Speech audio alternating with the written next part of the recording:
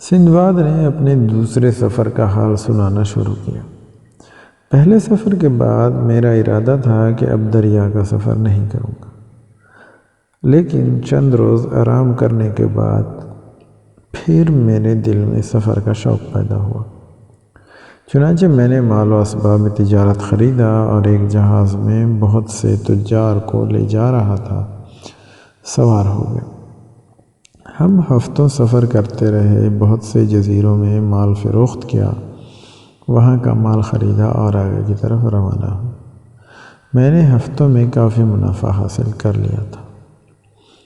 ایک روز ہم کئی دن کے سفر کے بعد ایک ویران جزیرے کے قریب پہنچے اور سوختہ پھل حاصل کرنے کے لیے وہاں ٹھہر گئے۔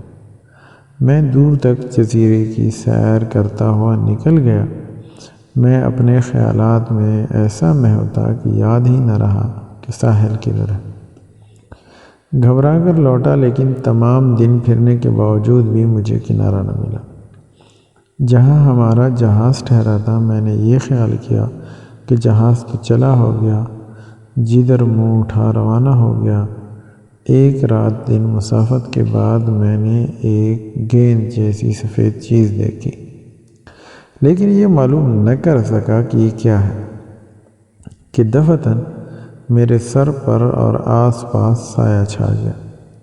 میں نے اوپر نظر اٹھائی تو ایک دیو پیکر پرندہ آتا ہوا نظر آیا۔ میں ایک طرف ہٹ کر کھڑا ہو گیا۔ وہ پرندہ نیچے اترا اور اس سفید گیند پر بیٹھ گیا۔ اس وقت مجھے خیال آیا کہ یقیناً وہ رخ جانور ہے اور وہ سفید گیند اس کا انڈا ہے۔ میں نے سوچا کہ یہاں سے نکلنے کی یہی تدبیر ہے کہ جب یہ اڑے تو اس کے پنجوں سے لپٹ جاؤں۔ جہاں کہیں یہ اترے گا میں بھی پہنچ جاؤں گا، آگے خدا کی مرضی۔ جو کچھ بھی ہو، چنانچہ میں نے اپنی پگڑی کا ایک سرا اپنی کمر سے باندھ لیا اور دوسرا رخ کے پیر سے۔ اگلے روز وہ اڑا، میں اس کے پیر سے بندھا ہوا تھا۔ رخ اڑتے اڑتے اتنا بلند ہوا کہ نیچے کی کوئی چیز نظر نہیں آتی تھی۔ بہت دیر کے بعد وہ نیچے اترنا شروع ہوا۔ میں تیار تھا، جو ہی زمین قریب آئی میں نے کمر سے پگڑی کھول دی اور ایک طرف کود گیا۔ رخ نے قریب ہی پڑے ہوئے ایک اژدہا کو پنجے میں اٹھایا اور اڑ گیا۔ اب جو میں نے اپنے چاروں طرف دیکھا تو معلوم ہوا کہ میں کئی پہاڑوں میں گھرے ہوئے ایک چھوٹے سے میدان میں کھڑا ہوں اور اس میں چاروں طرف الماس بکھرے پڑے ہیں۔ میں بہت خوش ہوا اور بہترین قسم کے بڑے بڑے الماس اپنی کمر میں باندھ لیے۔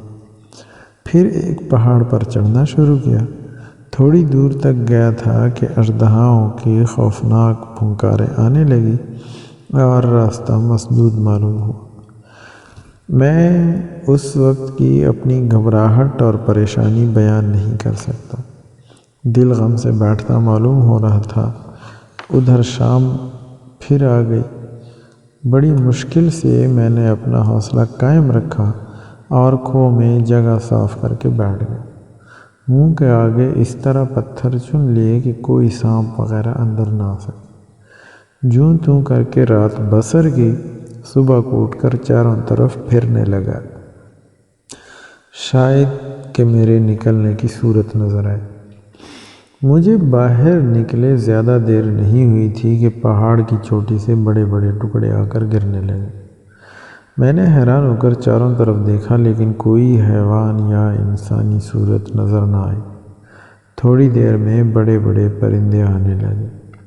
وہ گوشت کے ٹکڑے اٹھا اٹھا کر اڑ جاتے۔ میں نے سوچا کہ جس طرح رخ مجھے اس جزیرے سے اس جگہ لایا ہے، اسی طرح ممکن ہے کوئی جانور باہر نکال لے جائے۔ چنانچہ میں نے ایک بڑا گوشت کا ٹکڑا اپنی پیٹھ پر باندھ لیا اور الٹا لیٹ کر خدا سے دعا کرنے لگا کہ اللہ مجھے یہاں سے نجات عطا فرما۔ کچھ دیر بعد ایک بہت بڑا پرندہ میرے پاس آیا اور گوشت کا ٹکڑا سمجھ کر مجھے اٹھا لیا اور اڑنے لگا۔ یہاں تک کہ وہ پہاڑ کی چوٹی پر پہنچ کر اس نے یوں ہی ایک سمت مجھے زمین پر رکھا۔ میں شور مچاتا ہوا کھڑا ہو گیا اور وہ پرندہ ڈر کر اڑ گیا۔ میں نے گوشت کا ٹکڑا کھول کر پھینک دیا اور چاروں طرف دیکھنے لگا کہ کدھر جاؤں۔ ایک سمت مجھے چند آدمی نظر آئے تو میں ان کے پاس گیا اور ان کو اپنی داستان مصیبت سنائی۔ انہوں نے بہت ہمدردی ظاہر کی۔ میں نے ان کا حال دریافت کیا تو کہنے لگے کہ ہم لوگ سوداگر ہیں اور یہاں ہیرے جمع کرنے آئے ہیں۔ نیچے تو کوئی جا نہیں سکتا، اس لیے ہم یہ ترکیب کرتے ہیں کہ گوشت کے بڑے بڑے ٹکڑے پھینک دیتے ہیں اور ان ٹکڑوں میں سے کچھ ہیرے چمٹ جاتے ہیں۔ جب پرندے ان ٹکڑوں کو اپنے پنجوں سے اٹھا لاتے ہیں تو ہم ان کو ڈرا دھمکا کر گوشت چھین لیتے ہیں اور ان سے کچھ ہیرے مل جاتے ہیں، اور بعض پرندے گوشت اپنے گھونسلوں میں لے جاتے ہیں اور گوشت کھا کر ہیرے کے ٹکڑے وہیں پڑے رہتے ہیں۔ چنانچہ کچھ جواہرات ہم وہاں سے حاصل کر لیتے ہیں۔ چند روز میں ان تاجروں کے ساتھ پہاڑ پر رہا، پھر ان کی رہبری میں جزیرہ روحا میں آ گیا۔ کچھ جواہرات فروخت کر کے بہت سا اسباب تجارت خریدا اور جہاز میں بیٹھ گیا۔ بصرے آیا اور وہاں سے براستہ خشکی بغداد پہنچا۔ اس سفر میں اتنی مصیبت اٹھائی کہ میں نے عہد کر لیا کہ اب دریا کا سفر نہیں کروں گا۔